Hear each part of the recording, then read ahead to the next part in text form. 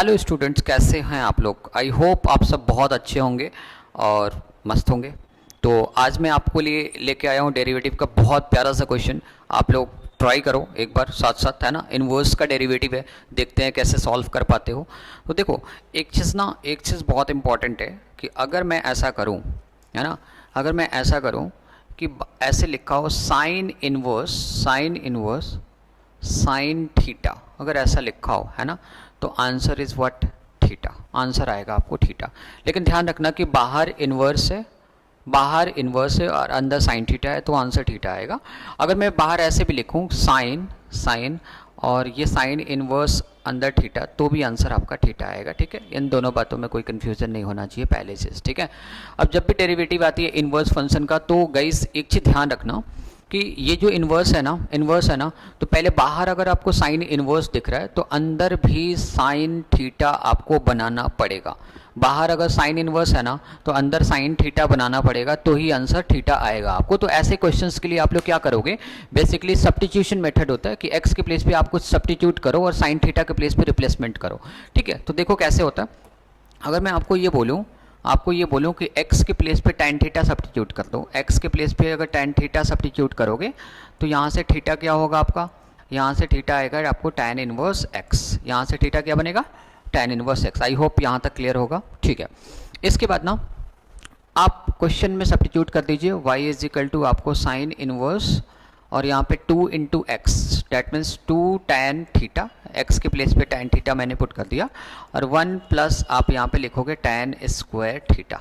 Very simple. ठीक है, यहाँ तक कोई कन्फ्यूजन बिल्कुल नहीं है। अब एक काम करो, y इज इक्वल टू, आप जरा इसको सिंप्लीफाई करो, साइन इनवर्स, अच्छा 2 tan theta upon 1 plus tan square theta, आपको क्या समझ में आता है, ये तो साइन 2 थीटा का फॉर्मूला है।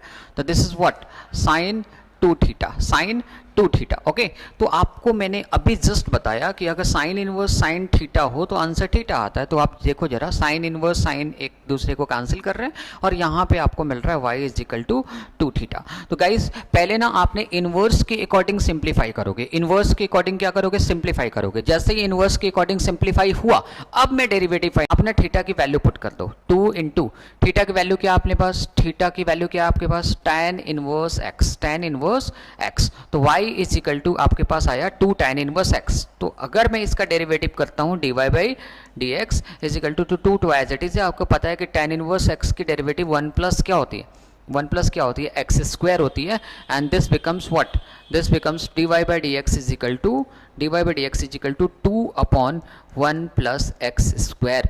बहुत प्यारा सा क्वेश्चन था, बहुत प्यारा सा, और इंपॉर्टेंट भी आपके एग्जामिनेशन के पॉइंट ऑफ व्यू से। नया क्या था इसमें, नया क्या था, देखो ये चीज़ समझना बहुत ज़रूरी है कि जो साइन इनवर्स है ना, तो जो इनवर्स फंक्शन है ना, तो इनवर्स फंक्शन को अलग तरीके से आपको सिंप्लीफिकेशन देना है, दैट इज सब्स्टिट्यूशन मेथड। अगर आप सब्स्टिट्यूशन यूज करते हो इनवर्स के प्लेस पे, तो आप कोई भी मिस्टेक नहीं करोगे और इजीली आपका सॉल्व हो जाएगा। मतलब फंडामेंटल ये है कि आपको फर्स्टली डेरिवेटिव नहीं करना है, आपको पहले डेरिवेटिव नहीं करना है, पहले इनवर्स का सिंप्लीफिकेशन करनी है। पहले क्या करनी है बेटा, इनवर्स की सिंप्लीफिकेशन करनी है। जैसे ही इनवर्स का सिंप्लीफिकेशन आपका डन होता है, उसके बाद आपको इसका डेरिवेटिव निकालनी है। और मैं गारंटी दे रहा हूँ इस चीज़ की कि आप इस चीज़ को कर पाओगे। ईजी है, बहुत ईजी है। Thank you very much.